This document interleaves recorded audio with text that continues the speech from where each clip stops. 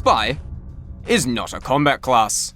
He is a stealth class, and he typically dies when being spotted, so you'll want to avoid that as much as possible. But no matter what, there will be times where you do find yourself in direct combat with another player, and it's good to know what you can do, like remembering that Spy has multiple options actually.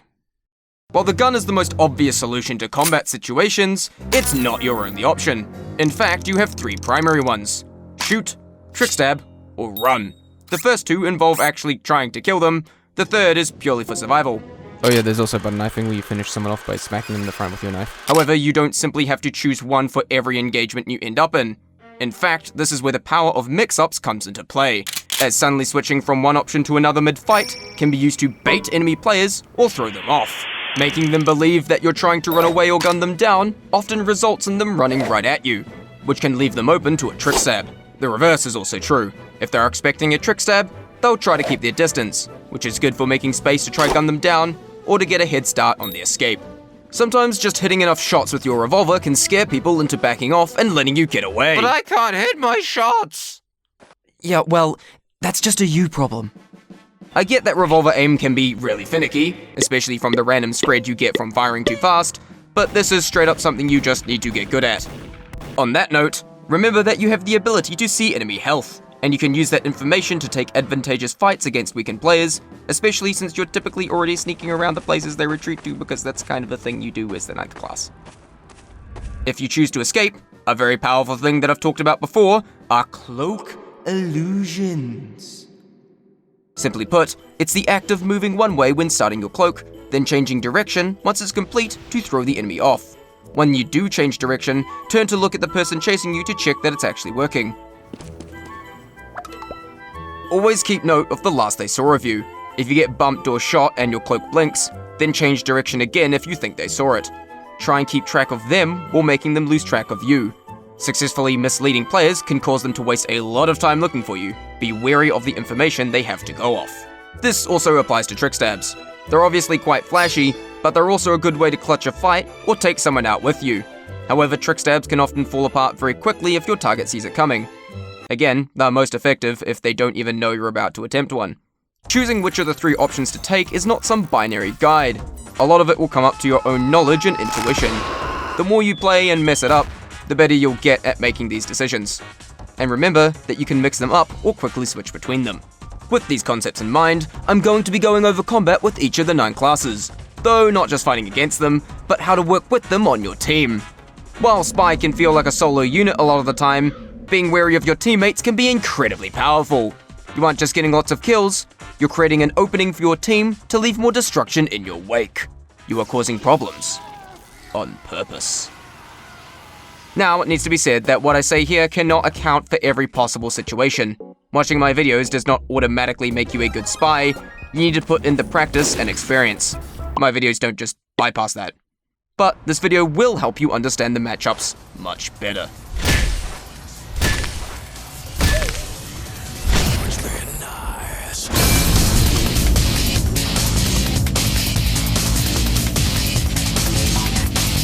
Scouts like to move a lot. Good scout players will use their high speed to make themselves hard to hit, often juking and changing direction constantly. However, this is offset by their low health, as they can go down relatively fast if you actually do hit them. The best place to fight a scout is in a smaller room, as it heavily restricts their range of movement, making it much easier to hit them as they have less options since they can't just no-clip. He's in the walls. He's in the goddamn wall! Like the scout, you should also try to move erratically to make him miss his shots. You may not be as fast, but that means smaller spaces aren't as restrictive on your movement. Now, being the only class that can outrun you, cloak illusions are very important when escaping them, and open spaces are much better to go when doing so, as it gives you a massive range of movement, making it hard for them to narrow down your location. It's also worth noting that, like with Afterburn and other debuffs, being cloaked halves the duration of their Mad Milk, allowing you to get rid of it and lose them. Though, when you do actually sneak up behind a scout for a normal backstab, it can be a bit awkward since even though they don't know you're there, they're still faster than you because they overdosed on energy drinks. When this happens, just follow the scout and stay directly behind them. Once they get into combat, scouts have a tendency to walk backwards within the first few seconds. If you stay behind them like so, they'll walk straight into a knife.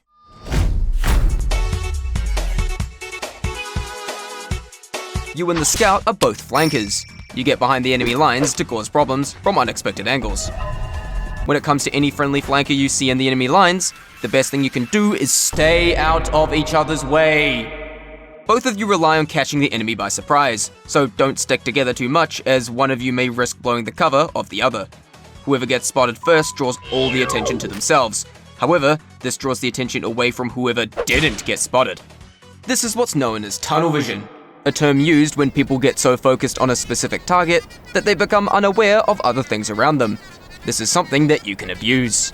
Did the scout just run in and is causing havoc? Well, everyone has tunnel vision on him now, you can go and backstab them. The reverse is also true. You stab someone and everyone is looking at you, draw their attention away from the flanker so he can cause even more problems. Get good at identifying who the tunnel vision is focused on, not just with a scout, but with anyone sneaking around the back lines.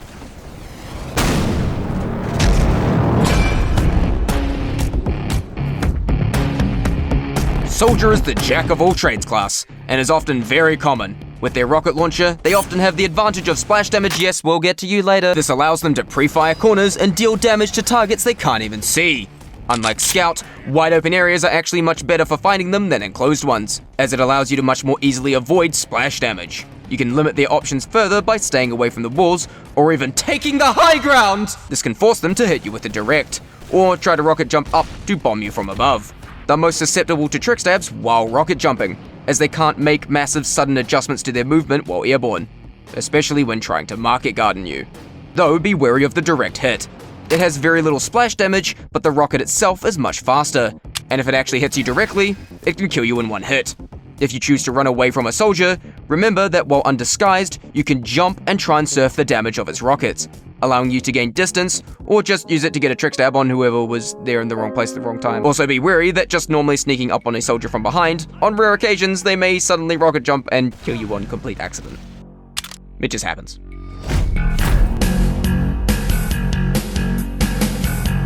Soldiers make up the main grunt of the team, so simply watch where they are and take advantage of the attention they may draw to themselves. They lack a hard counter, so the best thing you can do is enhance their strengths.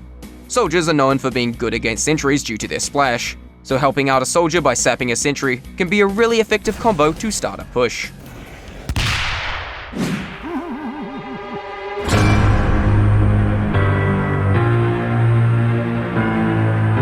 Pyro is the infamous spy counter, to the point they got an entire episode to themselves, so I'll keep this brief.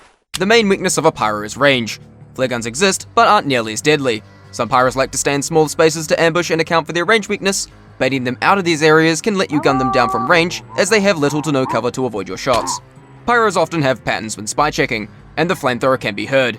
If you get caught on fire, break line of sight or flamethrower range, and get rid of the flames ASAP. Remembering health pack locations can save your life. While the Spicicle exists, be wary that it can sometimes make pyros more aggressive knowing they can't be trick stabbed. Though on that note, many pyros will see you as a free kill, and let that get to their head. They'll start running right at you, which can often leave them very susceptible to trick stabs, though they can air blast if they see it coming. I go into much more detail in the Dealing with Pyros episode, and to clarify, I didn't bring up all of Pyro's unlocks in that video because I felt they weren't important enough to the matchup. Pyros have very good crowd control and are great at causing chaos around them.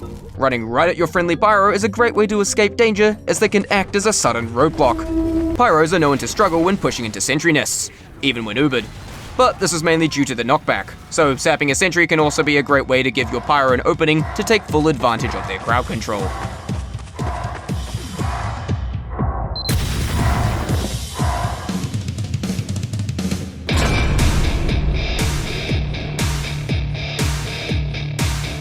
Demos are highly projectile based. When fighting them, just gun them down while dodging their pipes and staying away from stickies. Demos don't like to shoot you with pipes when you're too close to them, as to avoid self-inflicted explosion damage. Damn, he blew up. With sticky bombs, imagine a sphere around it that roughly gauges its range. When fighting the demo, you want to stay out of it. If you're cloaked and see sticky bombs in your path, get past them as soon as possible and cross your fingers that the demo doesn't happen to detonate when you do. It's also worth noting that you can destroy sticky bombs with your revolver, though you should only do this to disarm a trap, and stay away from them while doing so. Similar to a soldier, they make up the main grunt of the team, so there's not really much else to fighting them.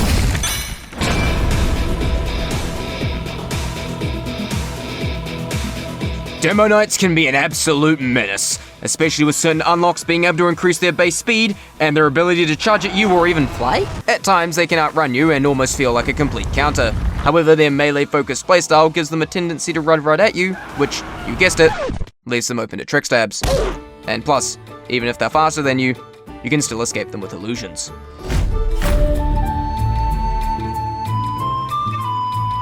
Friendly demos to you are quite similar to soldiers. There's not much else to say here, as both are known for being really good at destroying nests. So, assisting them in that process helps all the same.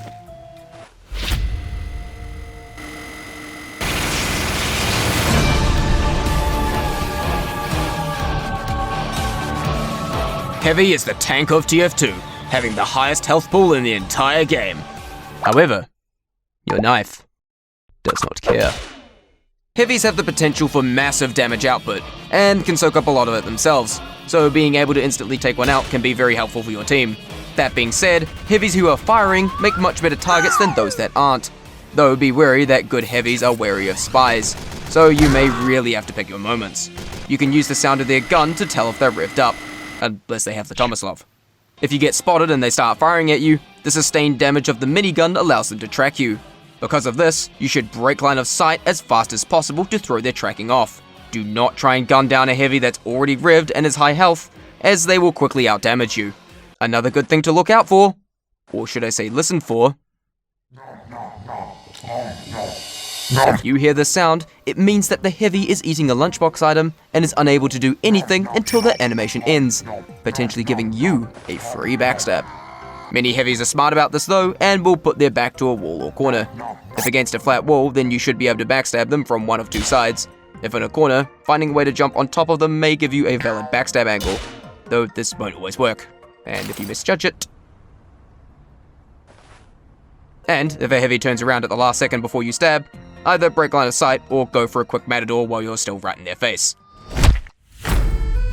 Wait, wrong type of friend. Wait, wrong type of friendly, that's not what I meant! Look, I don't know, just keep them alive, they'll probably, give you sandwiches, knowingly sabotaging their own team, and plus disguising as them right in front of them is a pretty funny joke. It's pretty funny, a really funny guy. Heavies that are actually on your team draw a ton of attention due to their aforementioned high damage output and just being big. They're loud and obvious, and a big target for the enemy team, so take advantage of the attention they draw. Keep an eye out for any sniper that may be lining up a shot on them, and take them out before they do so, thus prolonging your heavy's rampage.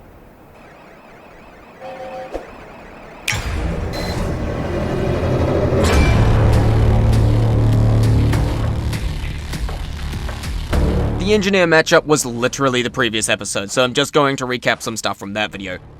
Taking out nests often requires good strategic plays and quick thinking. Take the sentry out of play ASAP before attacking the engineer, and it will put both of you on relatively equal ground in a 1v1. Always make sure the teleporter goes down. Do not underestimate its power to the team. It effectively acts as a respawn beacon and can get enemy players to the front lines much faster. As a certain engineer main once said, you put down a teleporter and you're a winner. You're a winner. Game win. Nests in general are really good at stopping pushes. When your team is pushing forward and the enemy engineer is trying to set up an advance, going ahead and disrupting that process can prevent them from setting up a nest in time before your team arrives. Identify which nest and building is being the biggest problem, and put pressure on it. If you want more detail on how to approach this matchup, check out the episode specifically dedicated to it.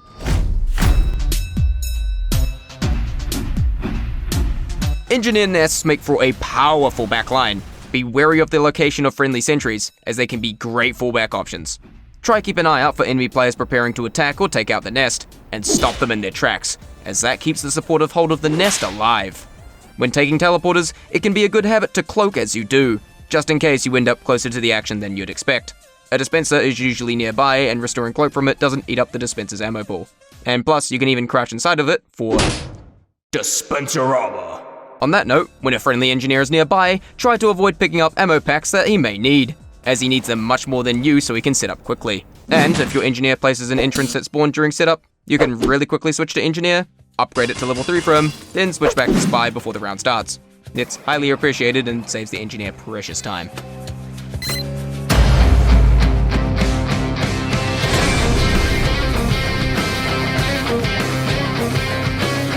Medics are an incredibly important member of their team. Their healing keeps their team alive for a lot longer and undoes damage that your team deals. The stock Uber charge grants complete damage immunity for 8 seconds, making it arguably the most powerful move in the entire game. Medics build their Uber over time while alive, taking roughly 40 to 60 seconds. This is under the assumption they're actually healing people, which they should be. Successfully managing to pop one allows them to push into the enemy and deal a massive amount of damage. That being said, getting a backstab on a medic can do an immense amount of damage to the progress of the enemy team. Not only have they temporarily lost their healer, but you've also erased any Uber charge they may have had. Even if they didn't have much, time is still wasted as they wait to respawn and start building again. Sometimes you may fail to get a backstab on a medic, but the next best thing you can do is to make them panic pop, which is when they use an Uber to keep themselves alive. While this isn't as good as dropping an Uber, you have effectively made them waste it. Medics play a constant balancing act of staying close enough to the action to effectively heal, but not getting too close to the danger, so they tend to stay right behind the front line. Though be aware they can turn around while healing, and they may use this to check their back for potential French men. Good disguise acting can trick them into healing and running right up to you. You can use this to double back and stab them while getting healed. Ultimate betrayal. In rare cases, if you're doing a really good job, they may even Uber charge you. If this happens, just try to play it off for at least a few seconds and try to drag them into danger once it wears off. Ultimate betrayal. Just be aware that hitting a disguised spy with the crossbow still gives the enemy hit sound, so that can potentially give you away if hit by one. And also be aware of the Uber saw crits. Medics also have a tendency to get real tunnel visioned right before they pop an Uber, giving you a potentially golden opportunity to drop the Uber right at the last second to cause maximum emotional damage. If the Uber does get popped before you can drop it, just stick behind them and play it out with your disguise. Wait until you can see the Uber about to wear off, and stab the medic or their patient the moment it does. Their spy awareness is typically extremely low during an Uber. On that note, if you beef a stab on a medic, sometimes you can run past and stab whoever he was healing instead.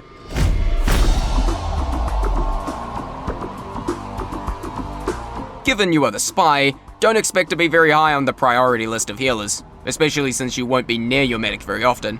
In fact, being healed by a friendly medic may actually give you away as a result of the team-colored beam. You can quickly cloak if you need to forcefully break the beam. Now, you remember what I said about medic being a very important pick? Yeah. Well, the enemy team is going to try and go after your medic, and they may get tunnel visioned on him, and you probably get what this means by now. Also, when behind enemy lines and low on health, most medics use the crossbow. If you can get the attention of your medic in the distance, they can actually heal you with a crossbow shot, and this won't give you away. But remember, the medic's life is more important than your own, so do what you can to keep him alive.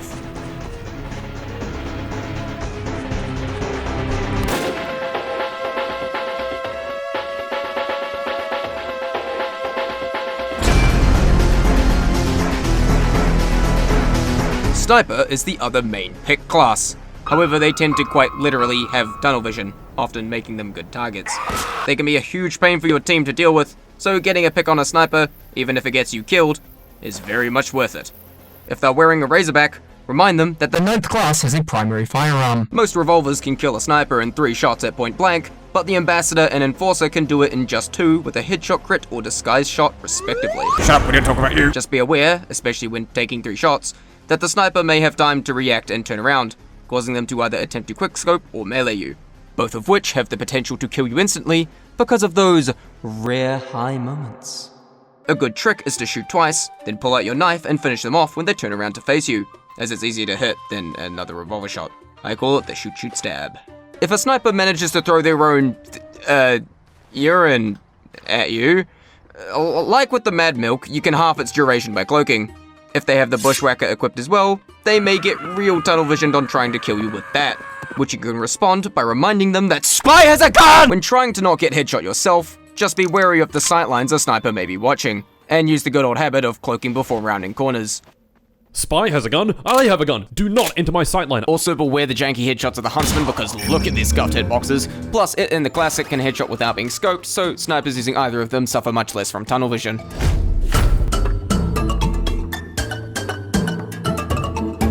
Considering that both you and your sniper will sit at complete opposite ends of the map, there's very little interaction between you two. The best thing you can do is take out any enemy sniper that's aiming at them, just to keep yours alive.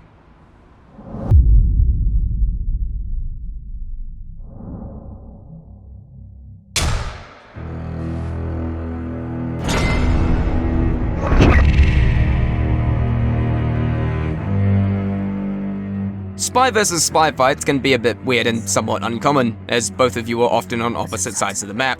You're most likely going to encounter one when one of you hasn't made their way to the enemy lines yet. If you notice a disguised spy in your lines but they haven't noticed you, they may be caught off guard by a backstab. You could also disguise as a teammate and use that to trickstab them, as they don't expect to somehow be trickstabbed by a goddamn Pyro. It's of course good to be wary of the inverse, as a spy might be able to unexpectedly catch you out when you're sneaking around their lines. If you bump into another spy while you're both trying to sneak around invisibly, it's best not to bother decloaking and just be on your way. By the time you decloak, they'll probably have already lost you, and you risk blowing your own cover in the process. So just let that one awkward interaction be at that. Though if a spy does choose to fight you, remember, you have the 3 options. What is this guy doing? If the enemy spy is obviously trying to trickstab you, you can challenge them and have a trickstab duel, but remember you have the option to simply refuse to play the game they're playing and just shoot them instead.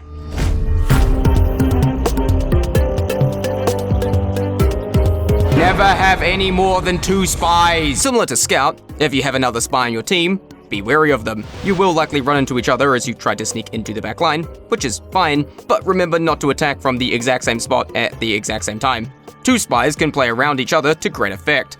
But like I said before, never stack any more than 2 spies! I explained in more detail why you shouldn't do this in this video, but the gist of it is, if you already have at least 2 spies, just play something else. Because you definitely know how to play other classes than spy, right? Dude, I made the same joke over a year ago. How have you not learned? Spy is a stealth class. You die when caught out, and even if that's how it goes a lot of the time, there's still ways to fight back if you know your matchups. You cannot always win fights, instead avoid them when you can, but know your options if you find yourself in one. Even if you expect to die in the process, don't go down without a fight.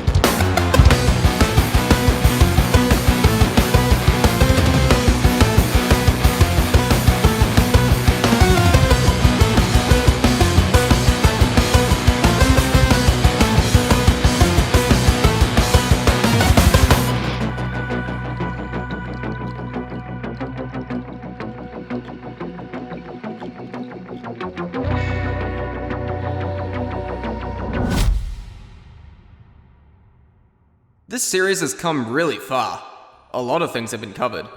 And while it won't cover absolutely everything about Spy, considering that's just kind of impossible, there is one major thing that I've intentionally saved till last. For the next episode. The finale of Spy Psychology.